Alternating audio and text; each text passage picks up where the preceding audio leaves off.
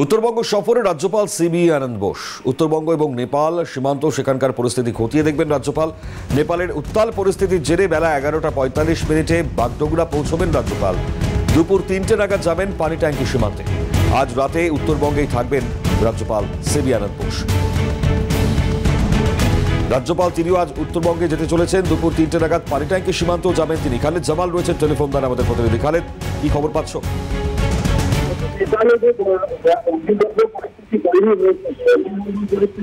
খালেদ, শুনতে পাচ্ছ?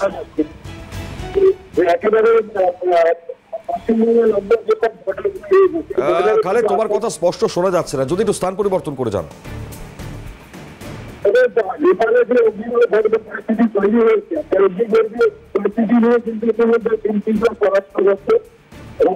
খালেদ, আমি আরো একবার তোমাকে কানেক্ট করবার চেষ্টা করছি, তোমার কথা স্পষ্ট নয়।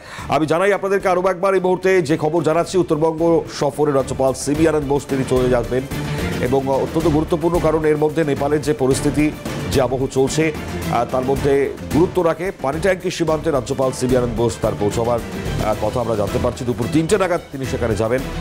আজ রাতে উত্তরবঙ্গেই থাকবেন রাজ্যপাল সিবি আনন্দ বোস। ফলত উত্তরবঙ্গে রাজ্যপালের যাওয়া এবং নেপালের সীমান্ত যে পরিস্থিতি, উত্তরবঙ্গ এবং নেপালের সেই সীমান্ত পরিস্থিতি খতিয়ে দেখবার খবরও কিন্তু এই মুহূর্তে সামনে আসছে। বেলা 11:45 বাগডোগরা পৌঁছবেন রাজ্যপাল এবং তারপর দুপুর 3টে নাগাদ যাবেন পানি ট্যাঙ্কির সীমান্তে।